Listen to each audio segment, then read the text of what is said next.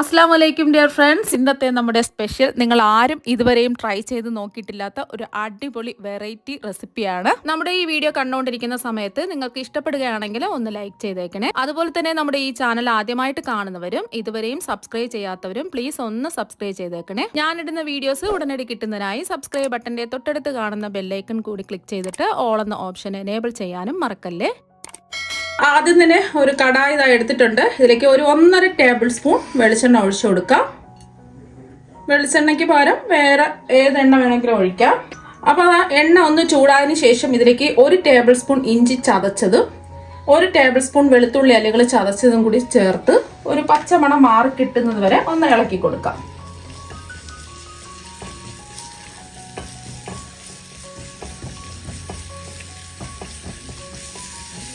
ചതച്ച് തന്നെ ചേർക്കുക, എന്നാൽ മാത്രമേ ടേസ്റ്റ് ഉണ്ടാവുള്ളൂ.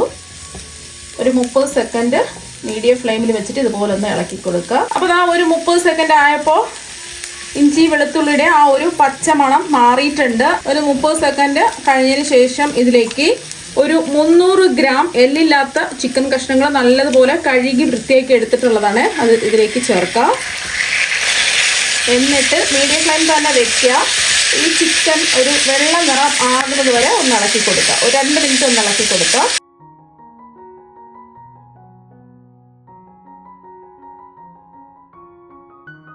ഒരു 2 മിനിറ്റ് കഴിഞ്ഞപ്പോൾ ചിക്കനൊക്കെ വെള്ള കളറായിട്ട് വന്നിട്ടുണ്ട്. ഇനി ഇതിലേക്ക് 1 ടീസ്പൂൺ ചതച്ച മുളക് ചേർത്ത് കൊടുക്കുക. ഇതിൻ്റെ കൂടെ തന്നെ ഇതിലേക്ക് 1 ടീസ്പൂൺ മുളക് പൊടിയും കൂടെ ചേർക്കുന്നുണ്ട്. ചതച്ച മുളക് ഇല്ലാന്നുണ്ടെങ്കിൽ മുളക് പൊടി മാത്രം ചേർത്ത് കൊടുത്താൽ മതി. ചതച്ച മുളക് ചേർക്കുമ്പോൾ പ്രത്യേക ഒരു ടേസ്റ്റ് ആയിരിക്കും. മുളക് പൊടി എടുത്ത അതേ അളവിൽ തന്നെ 1 ടീസ്പൂൺ മല്ലിപ്പൊടി ചേർക്കാം. പിന്നെ ഇതിലേക്ക് ഒരു 1/2 ടീസ്പൂൺ കുരുമുളക് പൊടിയും കൂടി ചേർക്കുന്നുണ്ട്. മുളക് പൊടിയൊക്കെ നോക്കിയിട്ട് ചേർക്കാം. ഞാനിപ്പോൾ കാശ്മീരി മുളക് പൊടിയാണ് 1 ടീസ്പൂൺ ചേർത്ത് കൊടുത്തിട്ടുള്ളത്. സാധാരണ എരിവുള്ള മുളക് പൊടിയാണെന്നുണ്ടെങ്കിൽ 1/2 ടീസ്പൂണൊക്കെ ചേർത്ത് കൊടുത്താൽ മതി. അവരവരുടെ എരിവിനനുസരിച്ചിട്ടുള്ള മുളക് പൊടി ചേർക്കാം. പിന്നെ ഒരു 1/2 ടീസ്പൂൺ ഗരം മസാല പൊടി ചേർക്കാം. ഒരു 1/2 ടീസ്പൂൺ വലിയ ജീരകം പൊടിച്ചതും കൂടി ചേർത്ത് കൊടുക്കുന്നുണ്ട്. ചാട്ട് മസാല ഉണ്ടെന്നുണ്ടെങ്കിൽ ഒരു 1/2 ടീസ്പൂൺ ചേർത്ത് കൊടുക്കാം. ചാട്ട് മസാല ഇല്ലാന്നുണ്ടെങ്കിൽ ഒരു 1/2 ടീസ്പൂൺ നാരങ്ങ നീര് ലാസ്റ്റിൽ ഒഴിച്ച് കൊടുത്താൽ മതി. ഇനി ഇതിലേക്ക് ആവശ്യത്തിനുള്ള ഉപ്പ് ചേർക്കാം. ഞാനിപ്പോൾ ഒരു 3/4 ടീസ്പൂൺ ഉപ്പാണ് ചേർക്കുന്നത്. നിങ്ങൾക്ക് എത്രയാണോ ഉപ്പ് വേണ്ടത് അതിനനുസരിച്ച് ചേർത്ത് കൊടുക്കുക. ഇതിൻ്റെ കൂടെ തന്നെ ഒരു 3 ടേബിൾ സ്പൂൺ നല്ല കട്ടിയുള്ള തൈരും കൂടി ചേർത്ത് കൊടുക്കാം. എന്നിട്ടൊന്ന് മിക്സ് ചെയ്യുക.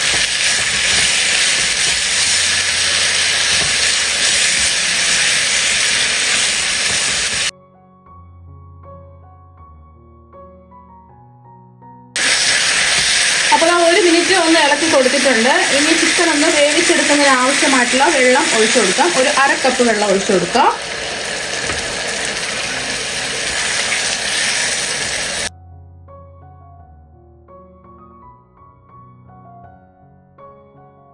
മൂടി വെച്ച് കൊടുക്കാം. ഇപ്പം നമ്മൾ ചിക്കൻ വേവിക്കാൻ വെച്ചിട്ട് ഒരു 10 മിനിറ്റായി. ഇടയ്ക്കൊന്ന് ഇളക്കി കൊടുത്തിട്ടുണ്ടായിരുന്നു. മീഡിയം ഫ്ലെയിമിലാണ് വെച്ച് കൊടുത്തിട്ടുണ്ടായിരുന്നത്. ഈ വെള്ളമൊക്കെ ഒന്ന് വറ്റി വരണം. വീണ്ടും നമുക്ക് 2-3 മിനിറ്റ് മൂടി വെച്ച് മീഡിയം ഫ്ലെയിമിൽ കുക്ക് ചെയ്യാം. വീണ്ടും നമ്മൾ ചിക്കൻ മൂടി വെച്ച് വേവിക്കാൻ തുടങ്ങിയിട്ട് ഒരു 3 മിനിറ്റൊക്കെ കഴിഞ്ഞിട്ടുണ്ട്. ഇനി നമുക്ക് തുറന്ന് നോക്കാം. ഇപ്പോൾ വെള്ളമൊക്കെ വറ്റി ചിക്കനൊക്കെ വെന്ത് വന്നിട്ടുണ്ട്.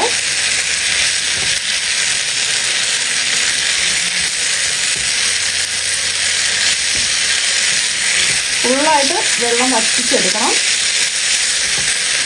ഇപ്പോൾ ഇത് ചൂടാണ്. ചൂട് മാറാൻ വേണ്ടിയിട്ട് ഒരു പ്ലേറ്റിലേക്ക് മാറ്റാം. ഇപ്പോൾ ഇതിൻ്റെ ചൂടൊക്കെ ഒന്ന് മാറിയിട്ടുണ്ട്. ഇനി ഇതുപോലത്തെ ഒരു മാഷർ വെച്ചിട്ട് ഇതുപോലെ ഒന്ന് പ്രസ് ചെയ്യാം.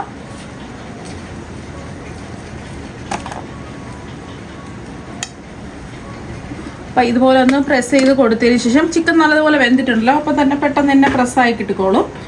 എന്നിട്ട് നമുക്ക് കൈ വെച്ചിട്ട് ഇതുപോലെ ഒന്ന് ചെറുതായിട്ടൊന്ന് ഇതുപോലെ മുറിച്ച് എടുക്കാം.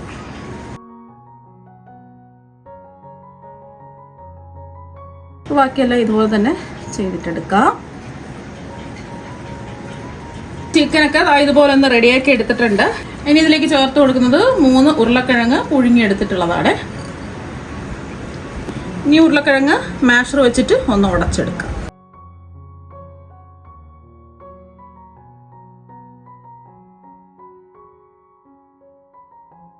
ഉരുളക്കിഴങ്ങ് മാഷ് ചെയ്തെടുത്തതിന് ശേഷം ഇതുപോലെ കൈവച്ച് ഒന്ന് മിക്സ് ചെയ്തെടുക്കുക. ഈ ഒരു 1/4 കപ്പ് ക്യാപ്സിക്കം ചെറുതായിട്ട് അരിഞ്ഞെടുത്തത് ചേർക്കാം, ഒരുപാടൊന്നും വേണ്ട. പിന്നെ ഒരു സൈസ് സവാള ഗ്രേറ്റ് ചെയ്തിട്ട് അതിൻ്റെ വെള്ളമൊക്കെ മുറുക്കി പിഴിഞ്ഞ് കളഞ്ഞിട്ടാണ് എടുക്കുന്നത്. വെള്ളത്തോടു കൂടി എടുക്കരുത്, ഒട്ടും വെള്ളത്തിന് നനവില്ല. പിന്നെ വെള്ളത്തോടു കൂടി നമ്മൾ എടുക്കുകയാണെന്നുണ്ടെങ്കിൽ പിന്നെ നമുക്ക് ഉരുട്ടി റെഡിയാക്കി എടുക്കാൻ പറ്റില്ല.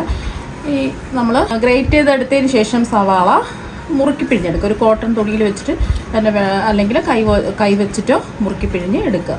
അതുപോലെ തന്നെ ഒരു ക്യാരറ്റ് ഗ്രേറ്റ് ചെയ്തതും കൂടി ചേർത്ത് കൊടുക്കുക. ഇനി ഇതിലേക്ക് ഒരു 4 ടേബിൾ സ്പൂൺ മല്ലിയില ചെറുതായിട്ട് കട്ട് ചെയ്തതും കൂടി ചേർക്കാം. പിന്നെ നമ്മൾ ചിക്കൻ വേവിച്ചപ്പോഴാണ് ഉപ്പ് ചേർത്തിട്ടുള്ളത്. അത്യാവശ്യം ഉപ്പുണ്ട്, എങ്കിൽ കൂടി ഒരു നുള്ളുപ്പും കൂടി ചേർത്ത് കൊടുക്കുക. കൂടി പോരുതേ. ഒരു നുള്ളു ഈ സവാളയ്ക്കും ക്യാരറ്റിനും ക്യാപ്സിക്കത്തിനും ആവശ്യമായിട്ടുള്ള ഉപ്പ് മാത്രമേ ചേർത്തിട്ടുള്ളൂ. 1-2 നുള്ളു ഉപ്പ് നോക്കിയിട്ട് ചേർത്ത് കൊടുക്കുക. എന്നിട്ട് കൈ വെച്ചിട്ട് ഒന്ന് മിക്സ് ചെയ്യുക.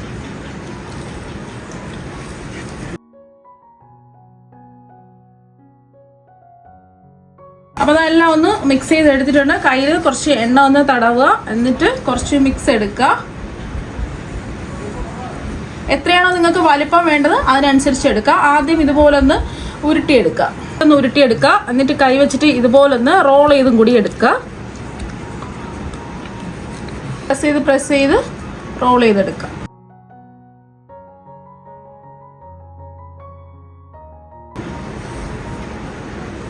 അപ്പോൾ ഇതുപോലെ ഒന്ന് റോൾ ചെയ്തെടുത്തതിന് ശേഷം 2 അറ്റവും ഒന്ന് ലെവൽ ചെയ്ത് കൊടുക്കുക. അപ്പോൾ ഈ ഒരു രീതിക്ക് റെഡിയാക്കി എടുക്കുക. അപ്പോൾ അതെല്ലാം റോൾ ചെയ്തെടുത്തിട്ടുണ്ട്. ഇനി നമുക്ക് ഇപ്പം നല്ല സോഫ്റ്റ് ആയിട്ടുള്ള ഇരിക്കുന്നത്, കുറച്ച് സമയം നമുക്ക് ഫ്രീസറിൽ ഇതൊന്ന് വെക്കാം. ഇനി ഒരു പ്ലേറ്റിലേക്ക് 1/2 കപ്പ് മൈദ ഇട്ട് കൊടുക്കുക. ഇനി ഇതിലേക്ക് ഒരു 2 നുള്ള ഉപ്പ് ചേർക്കാം, ഒന്ന് മിക്സ് ചെയ്ത് കൊടുക്കുക. ഇനി ആവശ്യത്തിന് വെള്ളം ഒഴിച്ച് ഈ മാവൊന്ന് കലക്കിയെടുക്കാം. ഞാനിപ്പോൾ ഒരു 1/2 കപ്പ് വെള്ളം എടുത്തിട്ടുണ്ട്. ഒരു 1/2 കപ്പ് ഫുള്ളായിട്ട് അങ്ങ് ഒഴിക്കാം. അപ്പോൾ ഒരുപാടങ്ങ് കട്ടിയാവാൻ പാടില്ല, ചെറിയൊരു ലൂസ് ബാറ്ററായിട്ട് കലക്കിയെടുക്കുക. വീണ്ടും ഒരു 1/2 കപ്പ് വെള്ളം എടുത്ത് ഒരു 1/4 കപ്പ് വെള്ളം ഒഴിക്കാം.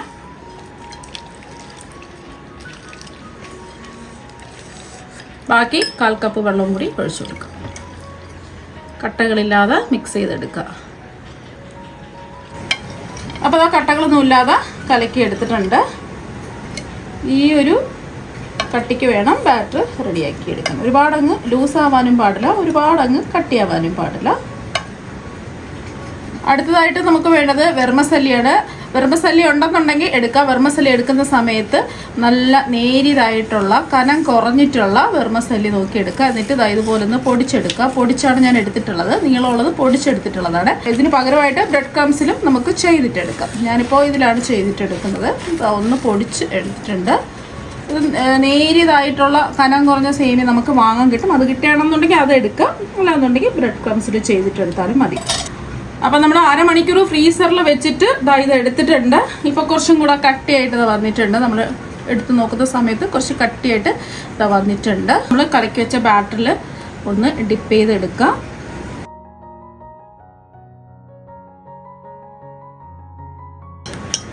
എല്ലാ വശത്തും മൈദ എത്തണം. എന്നിട്ട് നമുക്ക് വെർമസല്ലിയിലിട്ട് ഒന്ന് കോട്ട് ചെയ്തെടുക്കാം.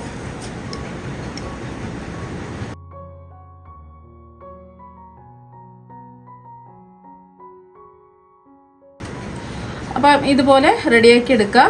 ബാക്കിയിരിക്കുന്നതും ഇതുപോലെ തന്നെ ചെയ്തിട്ടെടുക്കാം. അപ്പോൾ അതെല്ലാം റെഡിയാക്കി എടുത്തിട്ടുണ്ട്. ഇനി നമുക്കിത് ഫ്രിഡ്ജിൽ വേണമെന്നുണ്ടെങ്കിൽ സ്റ്റോർ ചെയ്ത് വെക്കാം. 1 മാസത്തോളം കേടാകില്ല. ആവശ്യത്തിന് മാത്രം എടുത്ത് ഫ്രൈ ചെയ്താൽ മതി. അപ്പോൾ ഇതുപോലത്തെ ഒരു കണ്ടെയ്നറിൽ നിരത്തി വെച്ചിട്ട് നമുക്ക് ഫ്രീസ് ചെയ്തും സൂക്ഷിക്കാം. ഇനി ചൂടായി കിടക്കുന്ന എണ്ണയിലേക്ക് ഓരോന്നായിട്ട് ഇട്ട് കൊടുക്കുക.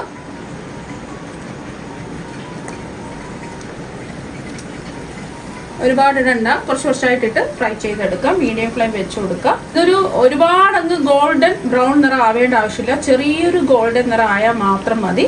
ഫ്ലെയിം കൂട്ടിയിടരുത്.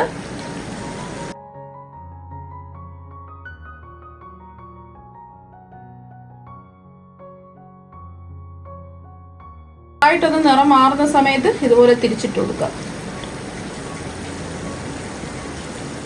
തിരിച്ച് മറിച്ചിട്ട് നല്ലൊരു ഗോൾഡൻ നിറാവുന്നത് വരെ ഒന്ന് ഫ്രൈ ചെയ്യാം.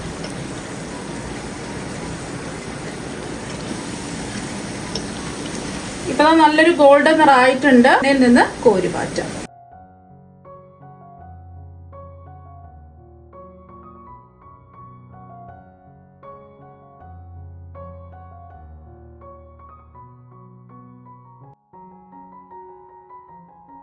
അപ്പോൾ ബാക്കിയിരിക്കുന്നതും ഇതുപോലെ തന്നെ ഫ്രൈ ചെയ്തെടുക്കാം. അപ്പോൾ എല്ലാം ഫ്രൈ ചെയ്തെടുത്തിട്ടുണ്ട്. ഒരു പ്ലേറ്റിലേക്ക് മാറ്റാം. അപ്പോൾ വളരെയധികം രുചികരമായിട്ട് റെഡിയാക്കി എടുക്കാൻ പറ്റുന്ന റഷ്യൻ ഫിംഗർ കട്ട്ലറ്റ് ഇവിടെ റെഡി ആയിട്ടുണ്ട്. അപ്പോൾ നല്ല ക്രിസ്പി ആയിട്ടാണ് ഇരിക്കുന്നത്. ഉള്ളിൽ നല്ല സോഫ്റ്റും ജ്യൂസിയാണ്. അപ്പോൾ നിങ്ങൾ എന്തായാലും ഇതുപോലെ ഒരു പ്രാവശ്യം ഒന്ന് ട്രൈ ചെയ്ത് നോക്കുക. തീർച്ചയായും നിങ്ങൾക്ക് എല്ലാവർക്കും ഒരുപാട് ഇഷ്ടമാകും. അപ്പോൾ നമുക്ക് മറ്റൊരു വെറൈറ്റി വീഡിയോ ആയിട്ട് വീണ്ടും കാണാം. താങ്ക്